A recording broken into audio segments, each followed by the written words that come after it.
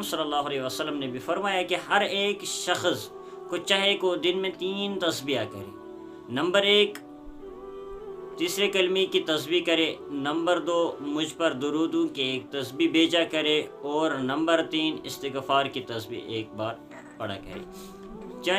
یعنی اس سے استغفار کرنے کا مطلب یہ ہے کہ ہم اللہ سے اپنے خطاؤں سے توبہ مانگتے ہیں، یعنی ہم ان گناہوں سے توبہ کرتے ہیں جو ہم نے چاہے جان بوجھ کر کیے یا انجانے میں کیے۔ اور اللہ تبارک و تعالی نبی اکرم صلی اللہ علیہ وسلم سے مخاطب ہو کر فرماتے ہیں کہ اے نبی صلی اللہ علیہ وسلم، کیا آپ اس بات سے خوش نہیں ہو کہ اگر